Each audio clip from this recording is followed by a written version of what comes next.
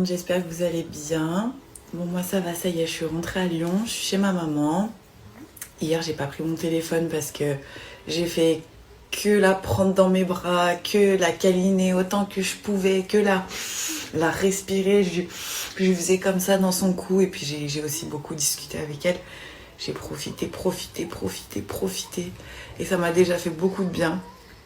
C'était sûr de toute façon, hein, en rentrant ici, que je vais vraiment prendre que du positif et me forger et me remplir de force. J'ai quelqu'un de très spécial à vous montrer ce matin. Oh,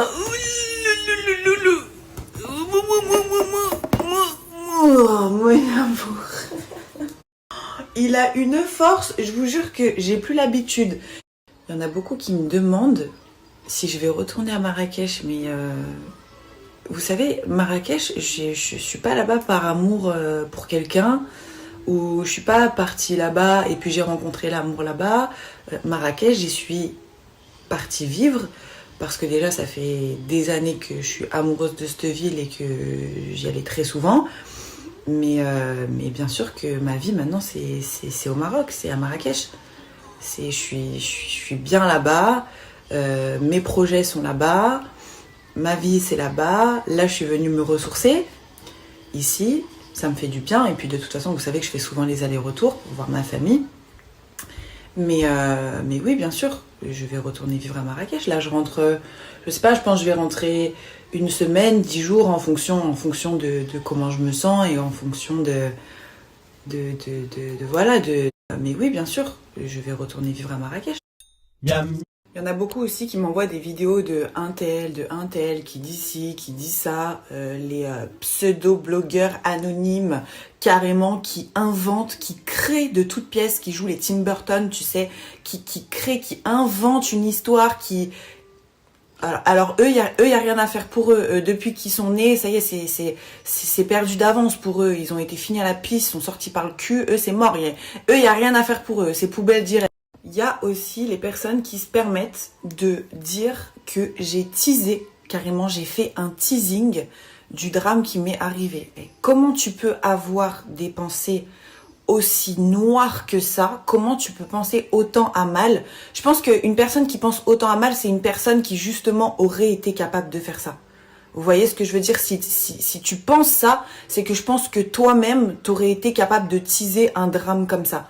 Si je vous ai pas parlé tout de suite, si je vous ai pas expliqué tout de suite ce qui m'était arrivé, c'est déjà parce que de un, je savais même pas si j'allais en parler sur les réseaux. J'ai été complètement choquée, j'étais traumatisée, j'ai été déboussolée, je savais pas si j'allais le dire, je savais pas comment le dire, j'avais hyper peur, mais je voulais pas non plus déserter les réseaux.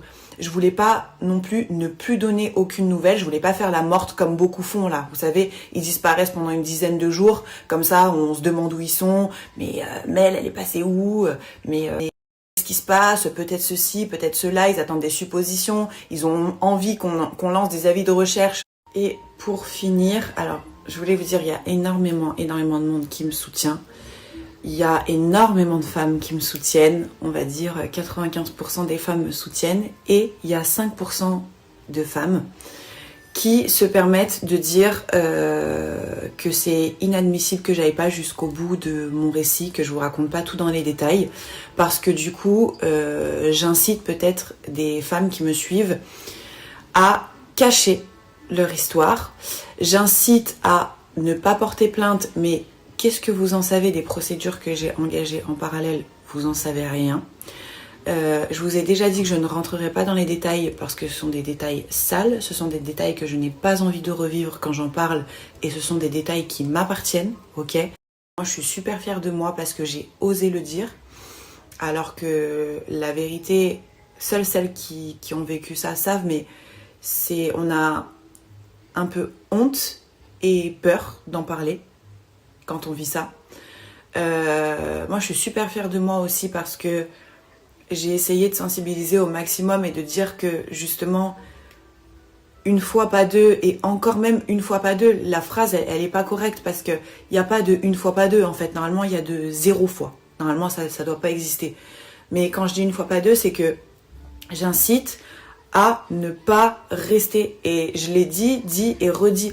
Donc, à part des commères, ça peut être que des commères en fait qui veulent savoir les détails en fait, qui disent ce genre de choses.